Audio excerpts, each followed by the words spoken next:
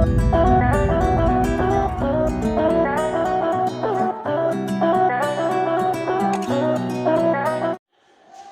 Students, आज हम लोग फिर एक अकाउंटिंग क्वेश्चन का क्वेश्चन करेंगे।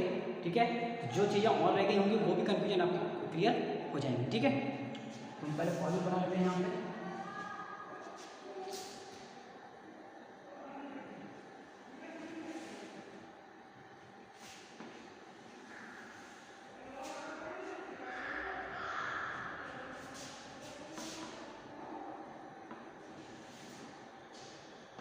यहाँ पे आपका पर्टिकुलर या ट्रांजेक्शन आ जाएगा।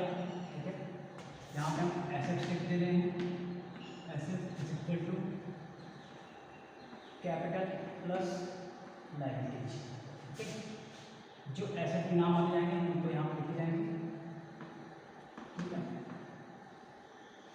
और अगर कैपिटल में कोई नाम आएगा तो सॉरी लायबिलिटी कोई आएगा तो वो भी लिखेंगे। ठीक है, अब हम क्वेश्चन स्टार्ट करते हैं। आपको क्वेश्चन स्क्रीन पर आ जाएगा। Manu started business with cash. Manu started business with cash 1 lakh rupees. Manu ने बिजनेस स्टार्ट किया कैश के साथ, 1 लाख रुपया लगाया है। अब चलिए यहाँ पर लिख देते हैं started business with cash rupees 1 lakh. तो अब आपने बिजनेस स्टार्ट किया कैश के साथ, तो मतलब क्या आपका कैश होगा और कैपिटल होगा, दो चीज़ों को इम्पैक्ट पड़ेगा। तो यहाँ पे क्या हो जाएगी कैश प्लस, साथ ही में क्वेश्चन में दिया है कि चलिए इसको 1 लाख यहाँ पे लिख लेते हैं। ठीक है, और कैपिटल में भी 1 लाख लिख देंगे। एक मिनट को साथ में एक क्वेश्चन और दिया, साथ ही में एक चीज़ और है। Open a bank account and transfer rupees 4 lakh from his saving account. Open a bank account and transfer from saving account कितना 4 लाख। मतलब है कि उसने बिजनेस स्टार्ट किया 1 लाख रुपये कैश से और बैंक अकाउंट भी ओपन कराया है और उसमें अपने सेविंग अकाउंट से 4 लाख रुपये ट्रांसफर करा दिए हैं। ठीक है, तो देखिए अब क्या है, बिजनेस में कितना आ गया 1 लाख रुपये तो कैश आ गया और 4 लाख रुपये बैंक से आ गया। ठीक है, तो साथ में यहाँ पर लिखेंगे कैश और बैंक रुपीज 4 लाख। ठीक है, तो अब देखिए कैश हो गया, बैंक में क्या होती है एसेट होती है, तो साथ में यहाँ पर प्लस जाएगा बैंक, तो प्लस कर देंगे 4 लाख। अब देखिए प्लस बैंक हो गया 4 लाख, अब कितना होगा 4 और 1 5 लाख, तो कैपिटल हो जाएगी आपकी 5 लाख, प्लस यहाँ रहेगा नहीं। ठीक है, तो देखिए पहला था open Manu started business with cash rupees 1 lakh. Open a bank account, एक बैंक अकाउंट भी ओपन कराता है, transfer rupees 4 lakh from his saving account, और उसमें सेविंग अकाउंट से 4 लाख रुपये ट्रांसफर कराता है। मतलब है यहाँ उसका सेविंग अकाउंट है, यहाँ बिजनेस है, बिजनेस में 1 लाख रुपये उसने कैश लगाया और इसी का बिजनेस का एक बैंक अकाउंट ओपन कराता है और उस बैंक अकाउंट में यहाँ से 4 लाख रुपये ट्रांसफर कराता है। तो बिजनेस के अंदर कितना आ गया 4 और 1 5 लाख रुपये, तो टोटल हो जाएगा 4 और 1 5 लाख रुपये की कैपिटल हो जाएगी, 1 लाख का कैश तो 4 लाख का बैंक बैलेंस। क्लियर। नेक्स्ट है आपका purchase a building from Sohan for rupees 12 lakh paid by taking a loan from SBI। मतलब क्या है, एक बिल्डिंग परचेज की गई है, एक बिल्डिंग परचेज की गई है। बिल्डिंग क्या होती है एसेट्स, तो यहाँ पे बिल्डिंग नाम का दूसरा अकाउंट आ जाएगा आपका, तो प्लस कर देंगे यहाँ पे, लिख देंगे बिल्डिंग। ठीक है, बिल्डिंग आ जाएगा। ओके, अब यहाँ पे चलिए अगर आप चाहेंगे तो इसको टोटल कर सकते थे, नहीं तो कोई दिक्कत नहीं। दूसरा है परचेज बिल्डिंग। ठीक है, आपने यहाँ पे बिल्डिंग परचेज कर ली, तो कितने की है परचेज,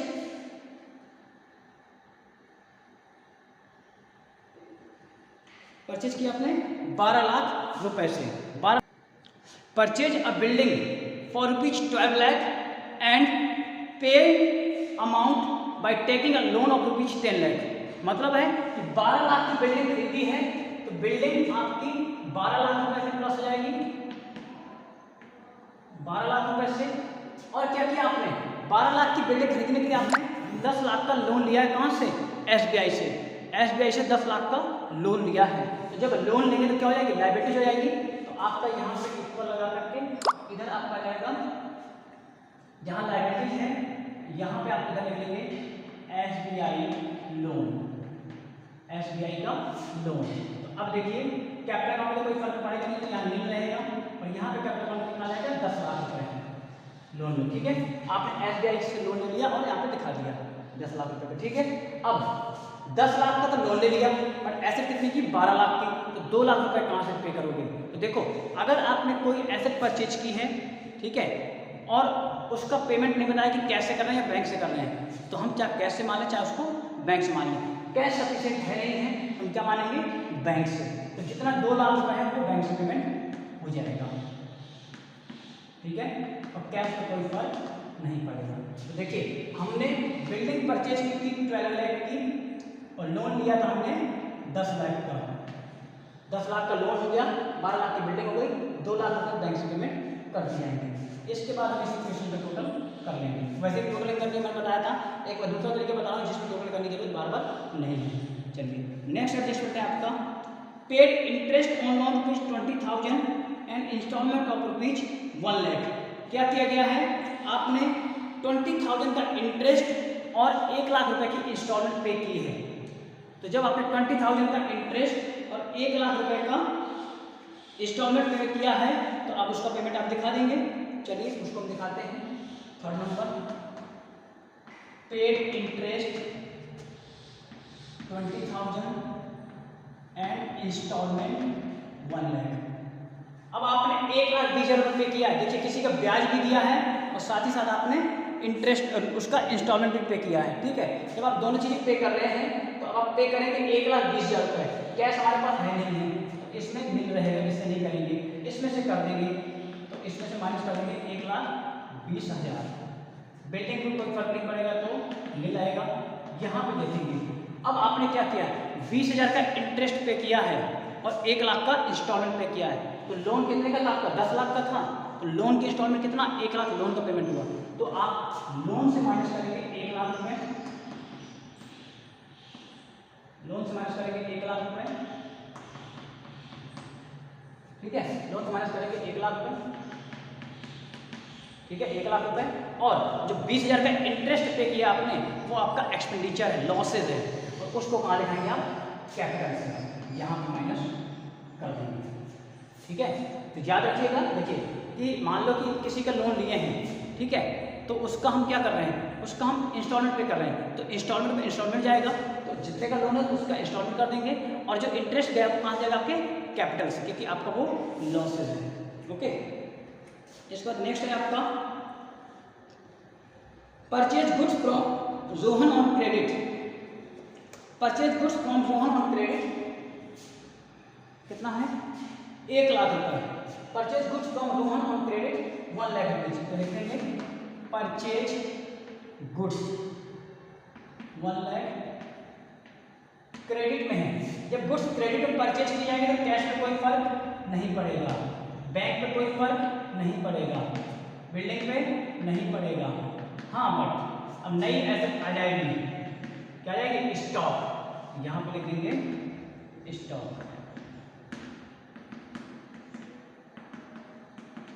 अब आएगा यहाँ पे 1 लाख रुपए। आपने उधार में परचेज किया है, जब उधार खरीदते हैं तो क्या बोलेंगे उसको? क्रेडिटर। यहाँ पे आपका नए लाभ में लगाएंगे, उसको बोलेंगे क्रेडिटर। ओके, उसको बोलेंगे क्रेडिटर। ठीक है, क्रेडिटर आएगी नील नील नील। बट इस बारे में क्या है? कैपिटल पे फर्क नहीं पड़ेगा, लोन पे भी फर्क नहीं पड़ेगा, बट यहाँ पे आएगा आपका 1 लाख रुपए का क्रेडिटर। ओके, तो देखिए अगर आप उधार खरीदते हैं तो आपका स्टॉक और क्रेडिटर में चेंजेस होगा। ठीक है, चलिए अब इसके बाद है goods return to Rohan costing rupees 20,000। हमने क्या किए हैं?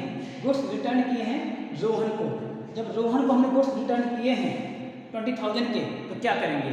हमने जिससे खरीदा है उसको हमने वापस किया है, तो क्या करेंगे? जब हम गुड्स रिटर्न करेंगे हमारा स्टॉक कम हो जाएगा, तो यही चीज़ करेंगे। देखेंगे यहाँ पर 5 नंबर गुड्स रिटर्न। कैश में कोई फर्क नहीं पड़ेगा तो नील, बैंक में नहीं तो नील, बिल्डिंग में नहीं नील। स्टॉक क्या हो जाएगा? कम हो जाएगा, तो माइनस कर देंगे 20,000 प्लस कैपिटल को कोई फर्क नहीं पड़ेगा तो नील रहेगा, इस पे भी पड़ेगा तो ये भी नील रहेगा, इस पे पड़ेगा इसको क्या हो जाएगा माइनस रहेगा, तो 20,000 से कम हो जाएगा। ओके, क्योंकि हमने वापस किया है, जब वापस किया है तो वापस कम कर देंगे। अब उसका केवल कितना खरीदा हमने 80,000 का, तो उसका 80,000 आ जाएगा वहाँ पे। इसके बाद नेक्स्ट है आपका sold goods costing rupees 40,000 for 50,000 on credit to Ram. हमने 40,000 का गुड्स 50,000 में बेचा है, 40 का गुड्स 50,000 में बेचा है राम को और किसमें उधार में। जब उधार में बेचते हैं तो उस पर्सन को क्या बोलते हैं डेटर्स बोलते हैं। चलिए फिर गिनती करेंगे। नेक्स्ट है सोल्ड गुड्स ऑन क्रेडिट। जब गुड्स उधार में बेचेंगे तो कैश पे फर्क नहीं पड़ेगा, बैंक पे फर्क नहीं पड़ेगा, इस पे फर्क नहीं पड़ेगा। हाँ स्टॉक 40,000 का स्टॉक बेचा है तो 40,000 कम हो जाएगा। जब उधार बेचा है तो हमारे पास उसके बदले में या तो कैश आएगा या फिर कोई पर्सन का नाम आएगा। कैश में होगा तो कैश आएगा, उधार होगा तो पर्सन का नाम आएगा। तो पर्सन को क्या होते हैं डेटर्स। यहाँ पे एक एसेट और बढ़ जाएगी, उसको बोलेंगे डेटर। नील नील नील नील नील यहाँ पे आ जाएगा उसका 50,000। ठीक है, जब 40,000 के दोस्त को 50,000 में बेचा है तो 10,000 का क्या हुआ प्रॉफिट, तो 10,000 का प्रॉफिट यहाँ पे प्लस हो जाएगा और इनमें कोई फर्क नहीं पड़ेगा। ठीक, इसके बाद है took goods from business for personal use. Took goods from business for personal use. Goods को उसने लिया है पर्सनल यूज के लिए 10,000 रुपये, मतलब कि 10,000 के गुड्स को उसने पर्सनल यूज के लिए लिया है। हमने गुड्स लिए हैं अपने पर्सनल यूज के लिए, उसको क्या बोलते हैं ड्रॉइंग्स।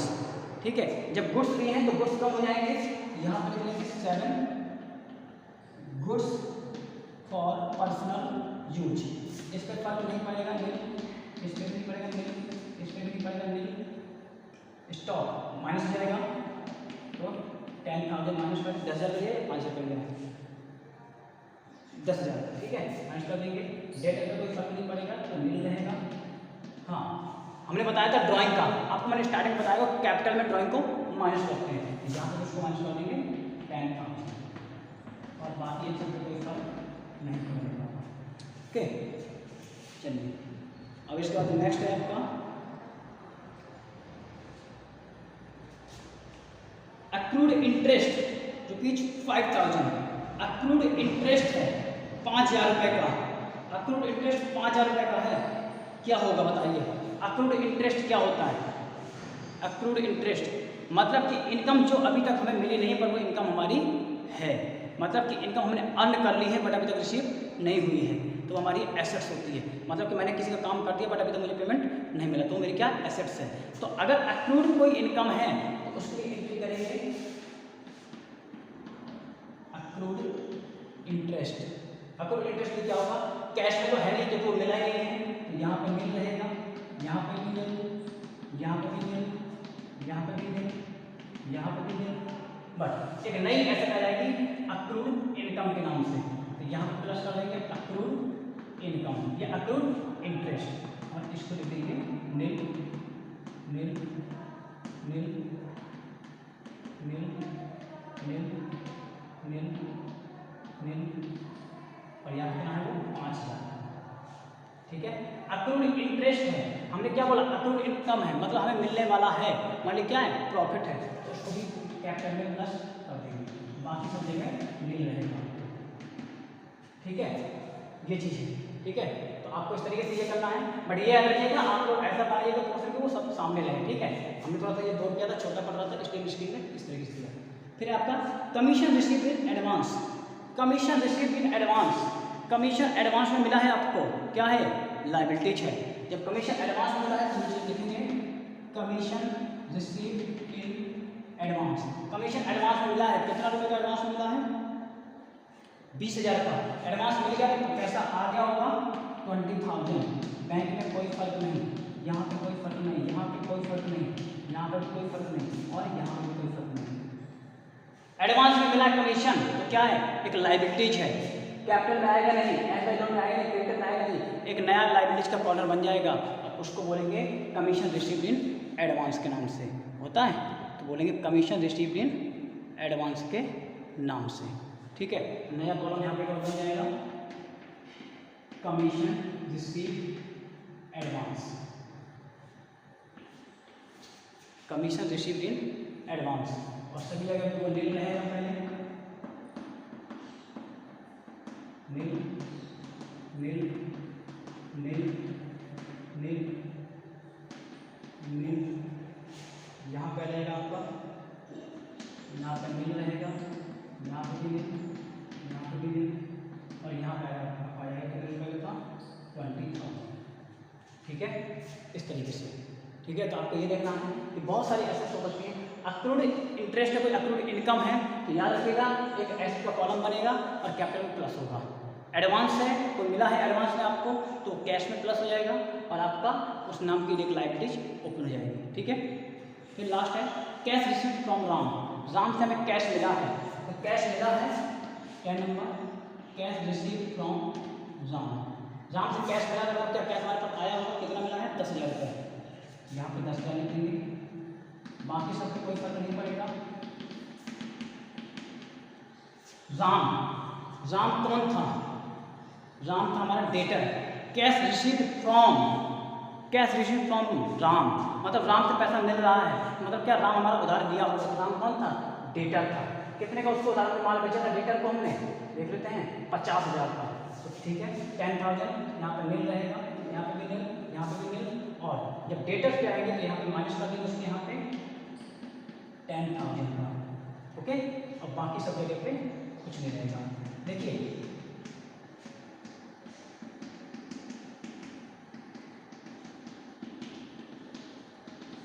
एक चीज याद रखिएगा, यहाँ पे खाली ये लिखा है कैश रिसीव्ड फ्रॉम राम, तो मतलब है जब केवल कैश मिला है 10,000 रुपये, तो मतलब क्या खाली 10,000 से हमारे पास कैश आएगा और 10,000 से वो डेटर कम हो जाएगा। अगर लिखा होता कि फुल सेटलमेंट, अगर फुल सेटलमेंट लिखा होता तो जितना कैश है वो कैश दिखाते और डेटर जितना था वो पूरा का पूरा खत्म कर देते जितना होता, और इसके बाद जो डिफरेंस आता वो प्रॉफिट या लॉस में चला जाता। तो याद रखना है आपको कि अगर फुल सेटलमेंट लिखा है तो आपको पूरा का पूरा खत्म करना है, बट अगर नॉर्मल लिखा है तो खाली उतना ही पेमेंट करना है, तो 10,000 रुपये पेमेंट कर देंगे इसका।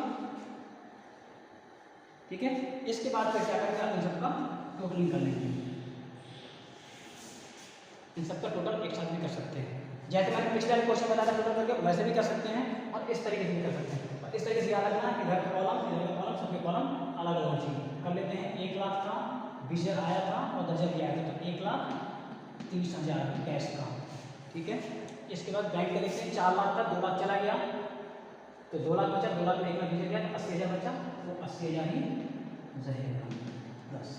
बिल्डिंग की आपकी 1,20,000 की तो 1,20,000 प्लस। स्टॉक आपका था 20,000 का, 1 लाख का आया था, 20,000 का माइनस किया था, 80,000 बचा था, 80,000 से 40 किया था, 40 बचा था, 40 में 10 कराया था तो 30,000 बचा था। ठीक है, डेटर में आपका 50,000 का आया था, इसमें से 10,000 मिल गया है, अब बचेगा क्या केवल ये 40,000 का। अप्रूव्ड इनकम कितनी थी 5,000 की प्लस। कैपिटल में आएंगे 5 लाख का, 20,000 माइनस किया तो 4,80,000, 4 से 10 कट गया, 4,80,5 4,85,000 प्लस। SBI का लोन कितना है 10 लाख का था, 1 लाख चला गया तो 9 लाख प्लस। क्रेडिट कितने का था 1 लाख का था, 20,000 चला गया, कितना बचा 80,000 और ये कितने का 20,000। इस तरीके से आपके अमाउंट है, तो टोटल कर लीजिए 4,85,000 कैपिटल है, 20,000 वो है, 80,000 ये है। ठीक है, 9 लाख का लोन है, 5,000 40,000 30,000 1 लाख 20,000 इस तरीके से। ठीक है, तो आप इस तरीके से भी टोटल कर सकते हैं और आप जब चेक करेंगे तो देखिएगा इधर तक का टोटल एक कर लेंगे और इन दोनों का टोटल एक कर लेंगे, तो देखिएगा दोनों क्या होगा बराबर होगा, मतलब कि asset is equal to capital plus liability. ठीक है, इस तरीके से आप क्वेश्चन कीजिएगा, फिर भी अगर कोई डाउट होता है तो आप उनसे पूछेंगे। ठीक है, और याद रखना है अक्रूड इंटरेस्ट का इनकम का एसेट का कॉलम बनेगा और कैपिटल में प्लस होगा। रिसीव्ड इन एडवांस का है, अगर एडवांस में मिला है तो कैश में प्लस होगा और रिसीव्ड इन एडवांस नाम से ओपन होगा अकाउंट। ठीक है, इस तरीके से कीजिएगा, जो डाउट होता है फिर बताइएगा।